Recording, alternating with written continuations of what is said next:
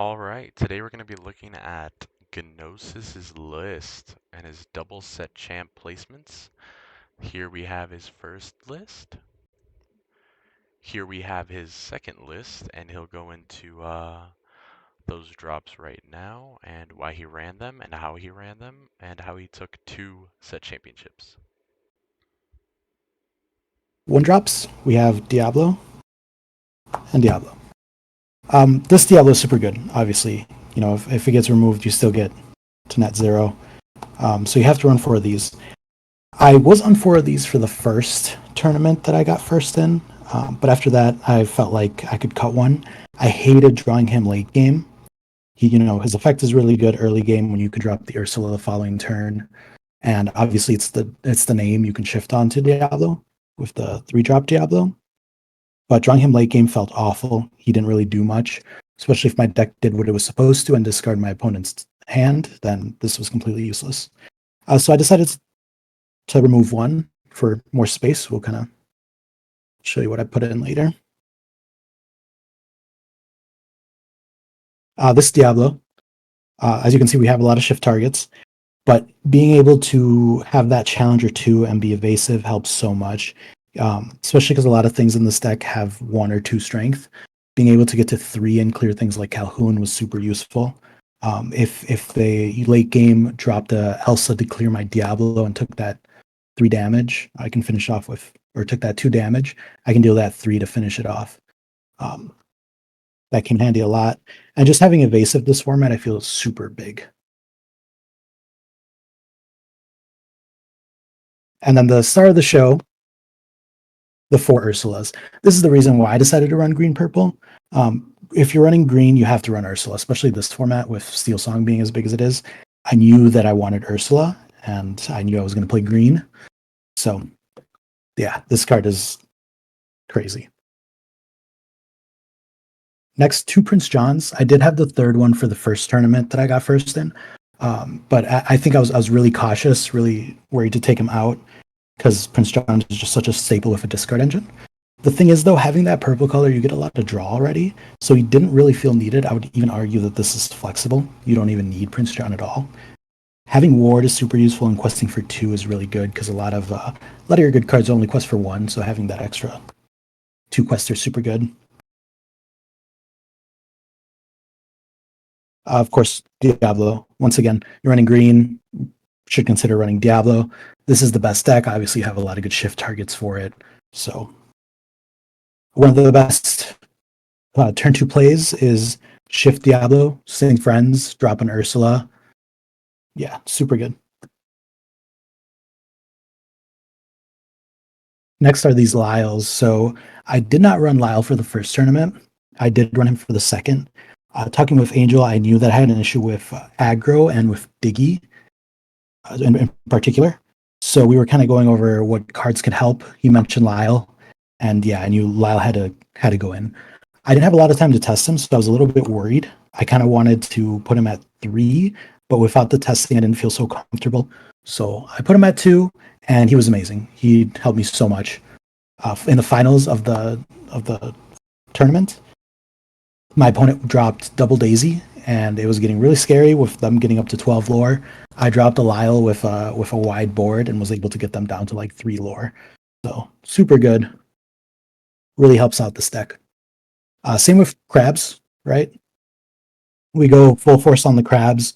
Once again, we have a lot of low strength characters like Ursula and the low drop Diablos that can be really dead on the field, but dropping on 3 a crab and boosting them up to clear a Cindy or whatever is just super useful. Just having to not ruin your wide board in order to clear things is really important in this deck.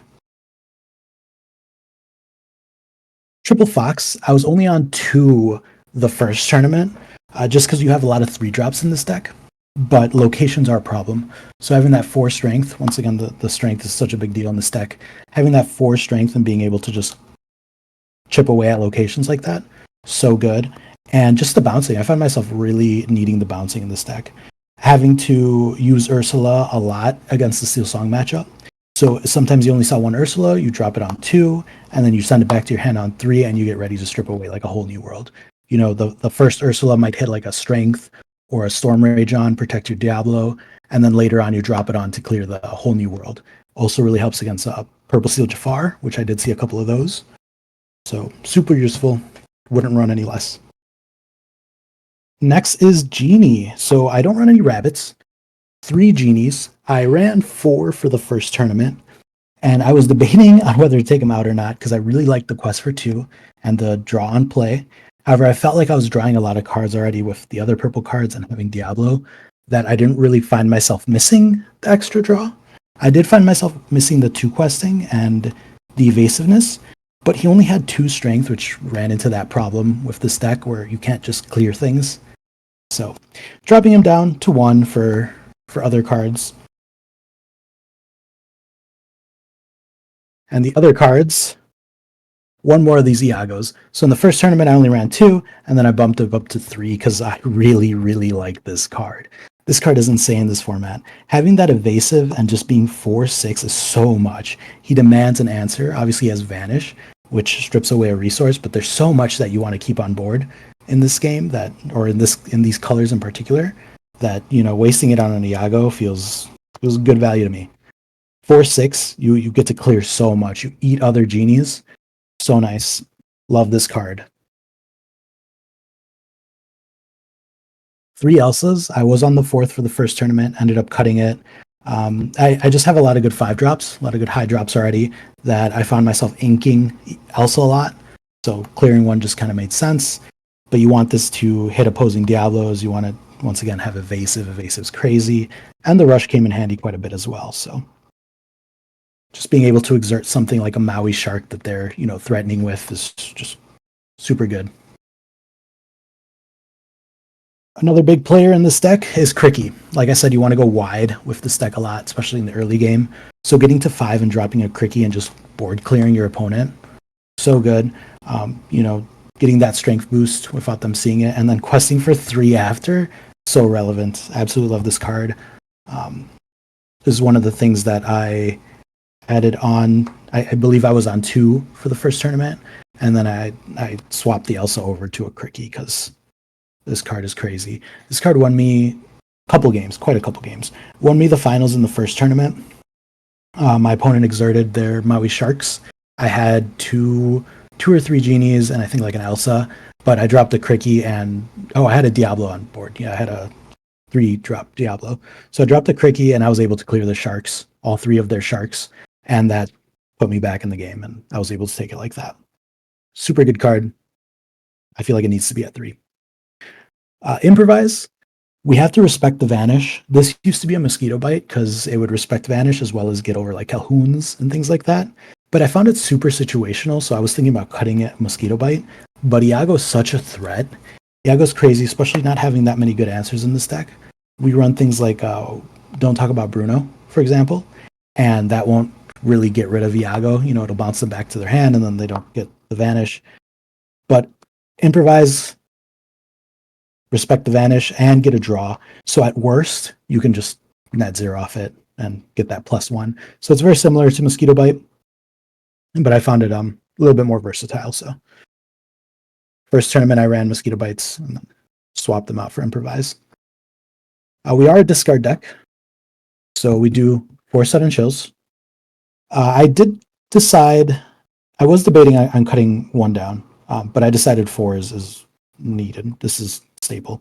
The issue is that a lot of times early in the game, you get sudden chill and there's a threat because you saw it with Diablo or Ursula. So you want to just drop them. But when you're playing green purple, it's very important that if you're discarding your opponent's hand, you're discarding their entire hand. Because in order to clear board, you have to use things like Cricky or Elsa. But as far as actions go, the only thing you have to clear is really We Don't Talk About Bruno. And it's not going to do anything for you unless you're hitting the card that you need to hit. So that's why you save your sudden chills, you save your hypnotize, and you want to fully discard your opponent's hand. You want to do this on like turn 5 or something and just be able to use 3 cards to get them to 0. Otherwise, they hang on to something like Whole New World or a rabbit or something like that, and they just start drawing up again. So in order for these cards to get value, you need to be patient with them. Friends, like I said, one of my favorite combos is shifting Diablo on two and singing Friends, just getting that two cards right away, using that Pot of Greed. Super good. I don't know why you wouldn't run four Friends and, every green purple deck.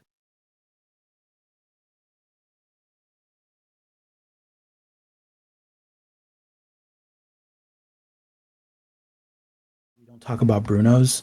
Like I said, you don't have a lot of removal as far as action goes, but the removal that you do have is we don't talk about Bruno. So you discard their hand and then you can bounce things back. This works really well in like the mid to late game where you might get an aerial shifted on you. You might get the big aerial and you're able to clear it and then follow it up with like a sudden chill or something and just make sure that they don't have any cards in hand. So it's kind of a combo piece. Once again, a card that you have to be patient with. You go wide in the early game and then late game you can play things like this to remove threats.